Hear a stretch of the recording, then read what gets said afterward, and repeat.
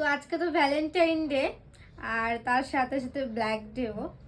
তো যাই হোক, আমরা কোনোদিনই কোনো মানে ভ্যালেন্টাইন ডে বলো, তারপরে তোমার chocolate day, teddy day, rose day সব কোনোদিন পালন করি না, সত্যি কথা যেটা। অনেকে মাদার্স ডে, ফাদার্স ডে, অনেক ডে থাকে সেগুলো পালন করে, বাট আমরা কোনোদিনই সেগুলো পালন করি না। আমার খুব একটা পছন্দ না। আর তাছাড়া ওর তো এসব আসে না, গিফট ফিফট দেওয়া বা সারপ্রাইজ দেওয়া কোনো কালেই আসে না। ওকে আমি অনেক দিন, বিয়ের আগে থেকে অনেক দিন থেকেই চিনি আর কি, না হলো 8-9 বছর হয়ে গেছে ওর আর আমার মানে পরিচয় আর কি। তো যাই হোক, এখন তো বিয়ে হয়ে গেছে, প্রায় 5 বছর হতে যায়, কিন্তু কোনোদিনই গিফট ফিফট দেওয়া বা সারপ্রাইজ দেওয়া আসে না। তো আজকে হঠাৎ করে দেখি স্যার আমার জন্য গিফট নিয়ে এসছে। প্রথমত এই যে লাভ হার্ট শেপ আমার হার্টবিট নিয়ে এসছে। এই হচ্ছে প্যাকেটটাও দেখিয়ে দিলাম। তো এর আগেও ক্রিসমাসে আমাকে একটা গিফট দিয়েছিল, তবে সেই ভিডিও আমি এখন আপলোড করে পারিনি।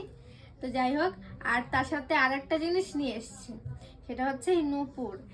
একটা হচ্ছে আমি পরে নিয়েছি অলরেডি, তো আগেই আমি একটা পরে নিয়েছি আর একটা হাতে নিয়ে বসে আছি, এটাও পরবো। তো এই যে ক্রিসমাসে এই ব্রেসলেটটা দিয়েছিল আমাকে, আমি এখনো পরে আছি। আর একটা জিনিস দিয়েছিল, একটা মানে রুম ডেকোরেশনের জিনিস সেটা। আর আজকে হচ্ছে এই এই গিফটটা করলো। আমার নূপুরের ডিজাইনটা খুবই ভালো লেগেছে। অনেকক্ষণ থেকে ও না ব্যাগটা খুলতে বলছে, মানে ব্যাগের মধ্যে একটা শার্ট আছে, শার্টটা একটু বার করে দাও। আমি অতটা গুরুত্ব দিচ্ছি না, আমি যে পারবো না এরকম করছি।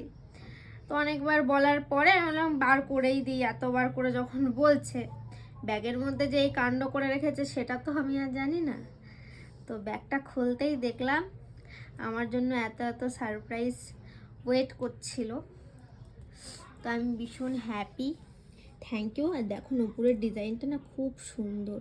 এরকম প্লেন বা হালকা ডিজাইনের জুয়েলারি আমার খুব ভালো লাগে, খুব হেভি কিছু আমার ভালো লাগে না।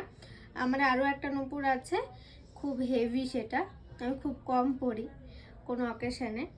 তো যাই হোক, আমার ভীষণ পছন্দ হয়েছে গিফটগুলো, থ্যাংক ইউ তোমাকে।